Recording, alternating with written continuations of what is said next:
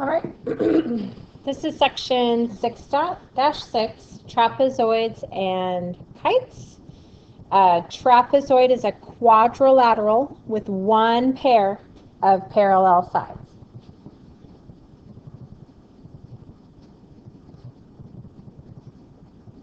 When we talk about the base of a trapezoid, we're talking about this. So go ahead and draw a trapezoid on your paper.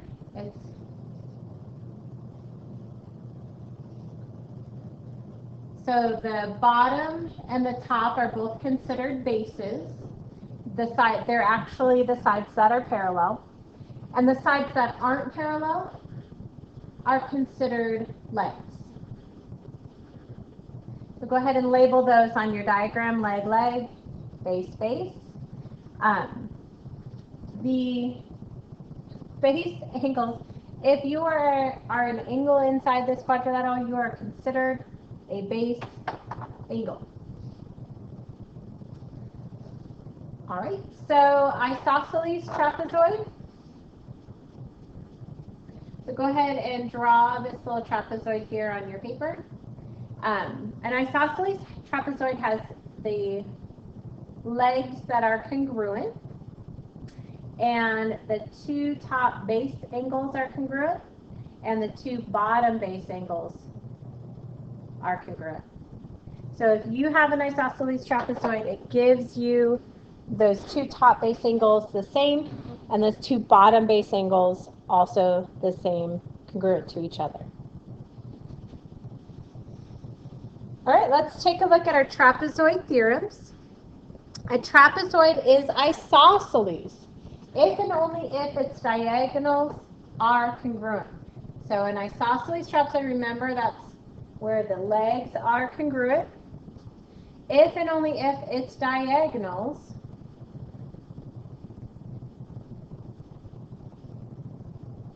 are congruent. Okay, so let's take a peek at how we would use that. Example 1, if PQRS is an isosceles trapezoid, find the other, and S is equal to 50. So if this is 50, then we know R has to also be 50, so let's put that down. And then, so we are at a quadrilateral. It has 360 degrees all inside of it. And that's going to be equal to what, 2 50s added plus whatever P and Q are. For now, we'll call that X. And remember, there's two base angles down there. So we get 360 equals 100 plus 2x. We take away the 100. We have 260 degrees to divvy up amongst those two other angles. 260 means that those base angles are both 110. So angle P,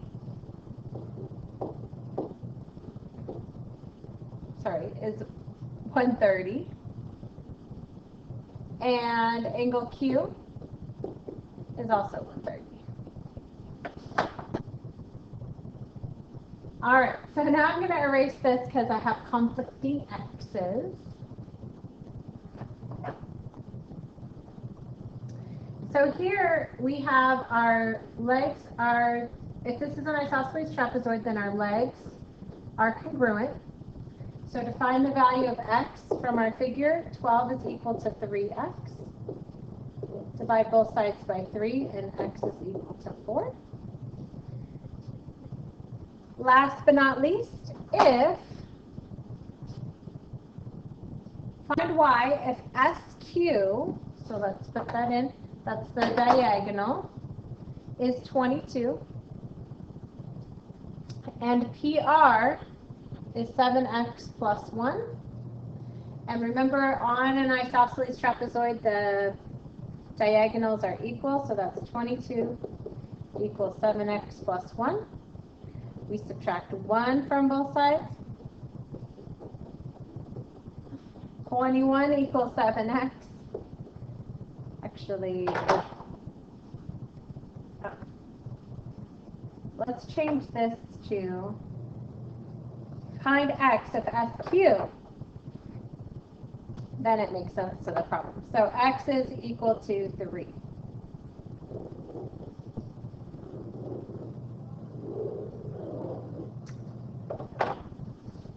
Alrighty. We have a special theorem for trapezoid. Just like the mid-segment theorem for a for a triangle, we are going to apply something similar to this trapezoid. So this formula says that my mid-segment, so we know that these M cuts the middle of A and B, and N cuts the middle of C and D, then we can with confidence say that if I add my bottom base plus my top base and divide by 2, that is equal to my mid-segment. Pretty exciting, because we love being able to use formulas. So let's take a look at how that applies to example 2.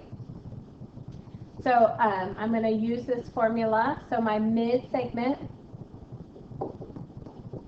is going to be my base plus my base divided by 2. So the mid-segment is 9. One of my bases is 6, and my other base is x. So we got 9 equals 6 plus x divided by 2. Good thing we're so good at solving equations, because we just multiply both sides by 2. We get 18 equals 6 plus x. Subtract 6 from both sides, and we get x is equal to 12.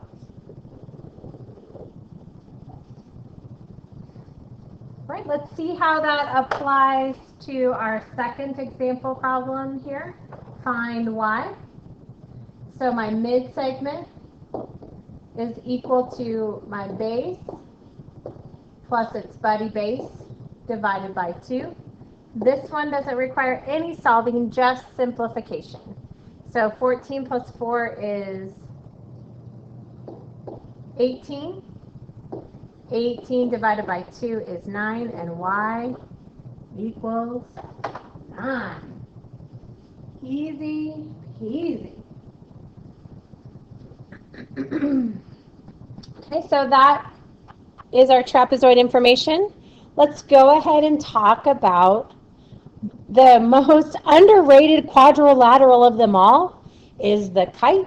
It's a quadrilateral with 2 pairs of congruent consecutive sides and no opposite congruent sides.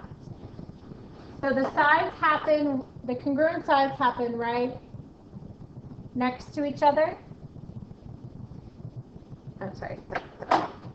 The congruent sides happen consecutively. So one and then the other, one and then the other. And the sides opposite are not congruent.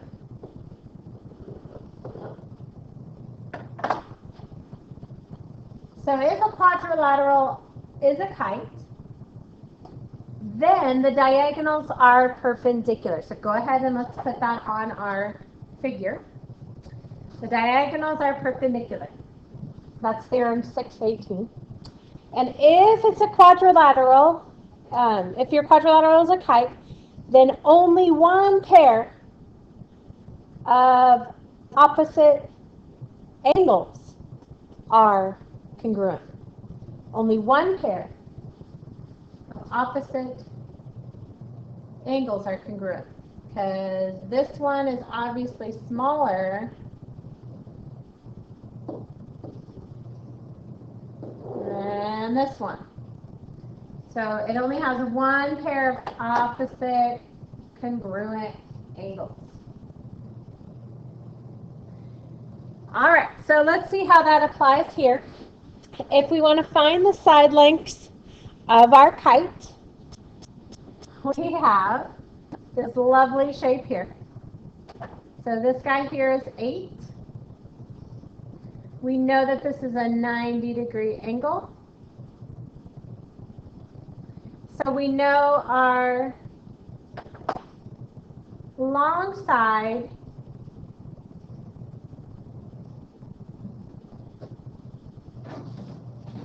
just a second. All right, so yeah, this guy is 8. From here to here is 20. So if I were to remove that triangle, this would be 8, this would be 20. This would be our unknown side. Let's call that C. So to find C, I would use the Pythagorean theorem. 8 squared plus 20 squared equals C squared. 64 plus 400 equals C squared. 464 equals C squared, and C is equal to the square root of 464, and we're going to have to approximate that. So we go 464. Square root is about 21.5. So C is equal to 21.5. Let's go ahead and put that on our kite. So it's on both sides here. Lovely thing about a kite is the diagonals bisect each other. So this guy is also 8. So if we're looking at this little triangle here, he's got a side of 8 and a side of 8 here. This double side we'll call D. And once again, we're using the Pythagorean theorem. So D squared is 8 squared plus 12 squared, summed. So that's 64 plus 144. 64 and 144 is 208. 4 and 4 is 8. 6 and 4 is 10. Carry the 1. And D squared. So D is equal to the square root of 208. So we're going to have to approximate that.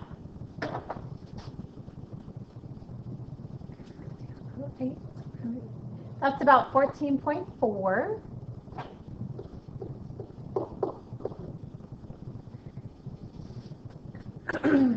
So we'll put that on our diagram as well. So 14.4 and 14.4. And we have found all the lengths of the sides of the kite. So let's do the same thing. Let's find all the unknown angles.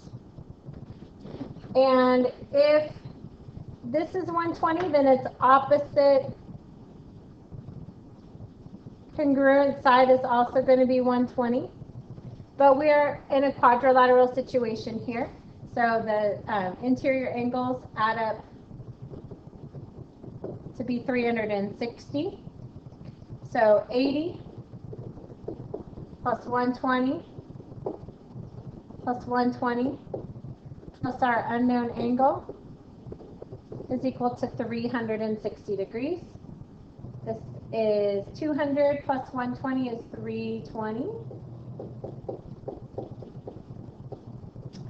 And then we subtract 320 from both sides. Our unknown mystery angle is then must be 40 degrees. So 120 and 40 are the answers to example 5. All right, so this is how it's all related. Let's take a look right here.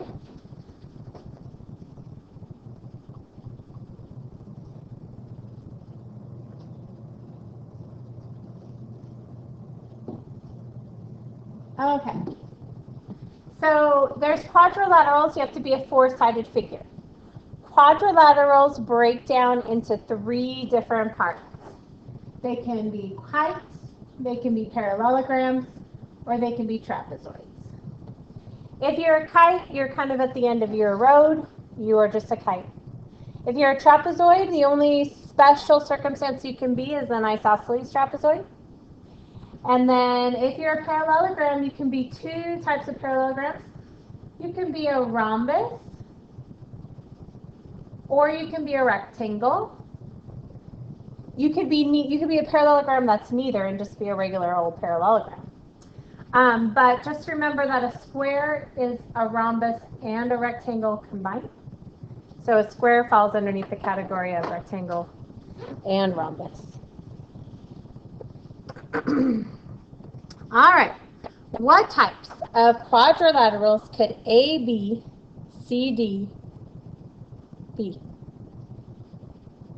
So if my consecutive angles are congruent,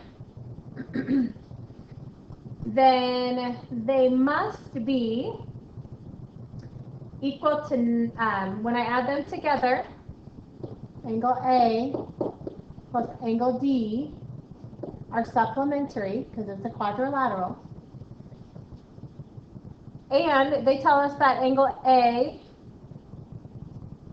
is congruent to angle D, so the measure of angle A,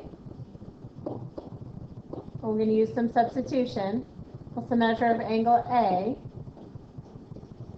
is equal to 180. So the measure of angle A has to be 90, but that's also equal to the measure of angle D. If those two guys are 90 degrees,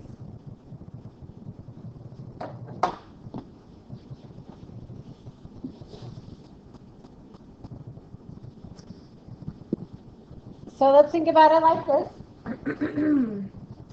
The first one that comes to mind where we have 90-degree angles is a rectangle.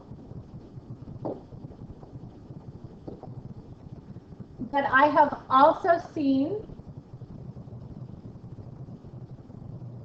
a trapezoid with two 90-degree angles. So it could be a trapezoid or it could be a rectangle. Those are the two types of quadrilaterals that it could be.